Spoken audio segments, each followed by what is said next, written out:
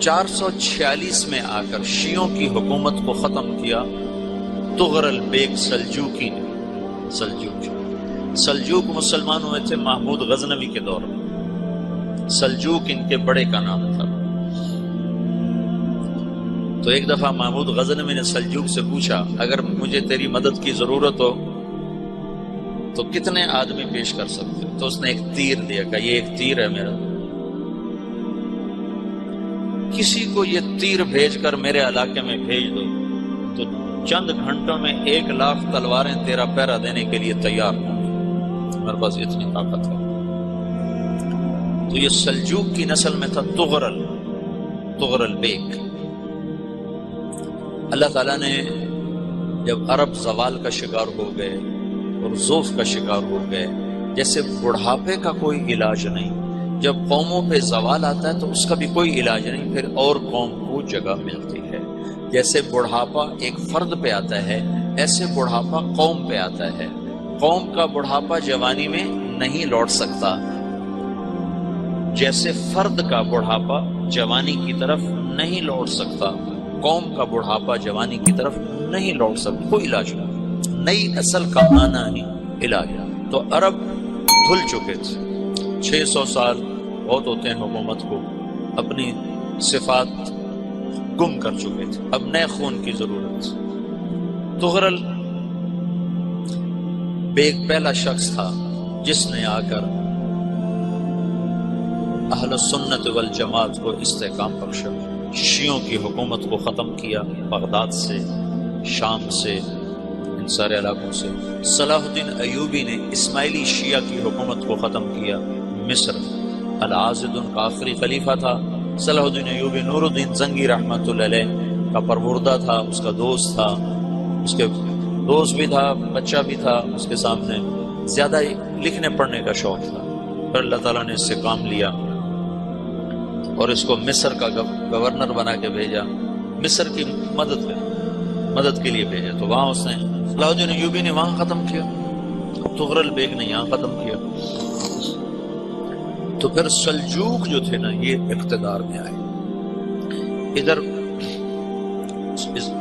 ختم ہو گئی سلطنت بنو عباس کی، مصر ایک چھوٹی سی ترکوں کی سلطنت۔ تو اللہ تعالیٰ پھر مرکزیت کے لیے ایک نظام چلا،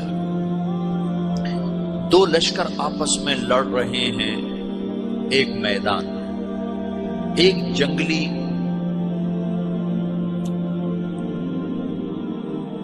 بدوؤں کا قافلہ، جنگل کے لوگ اپنے قبیلے کو لے کر، ایک جنگلی قبیلہ اپنے سردار کے ساتھ نقل مکانی کر رہا ہے ایک جگہ سے دوسری جگہ۔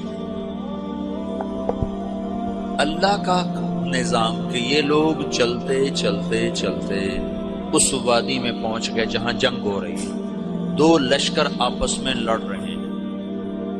جب یہ وہاں پہنچتے ہیں تو ایک لشکر کے قدم اکھڑ رہے ہیں اور دوسرا غالب آ رہا ہے۔ ان کو نہیں پتا شکست کھانے والے کون ہیں اور فتح پانے والے کون، ان کو نہیں پتا۔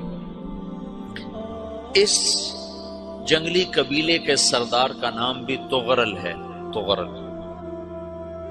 تو یہ سردار کہتا ہے جو شکست کھا رہے ہیں ان کی مدد کرو، کچھ پتہ نہیں کون ہے، کہتا جو شکست کھا رہے ہیں ان کی مدد کرو۔ تو 400 وحشی جنگلیوں نے فاتح لشکر کے پیچھے حملہ کر دیا۔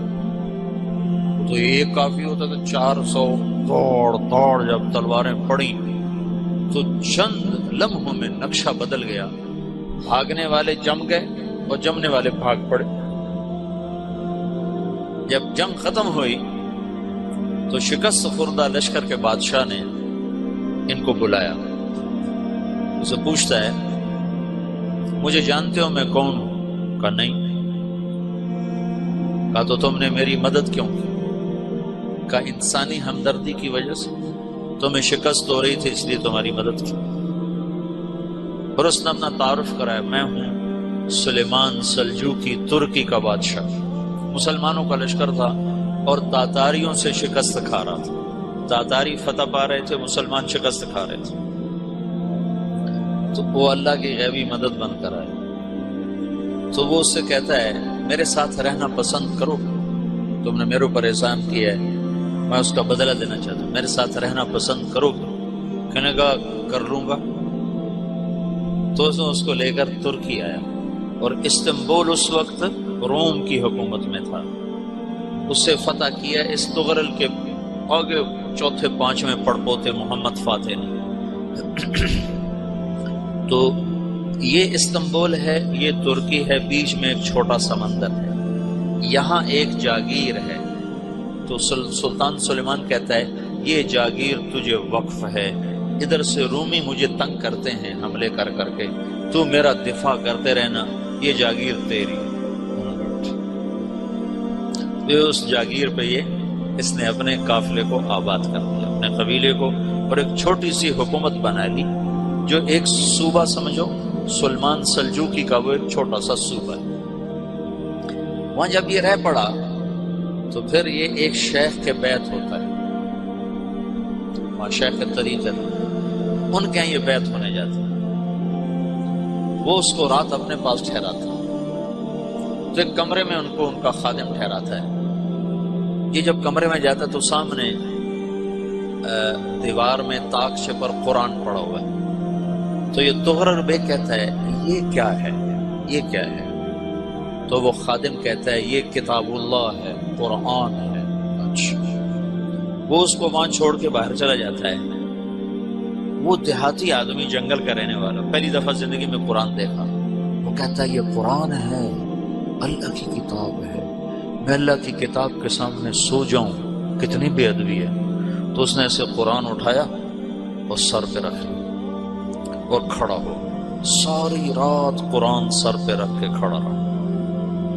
رات کے پچھلے پہر اس کو خواب آیا،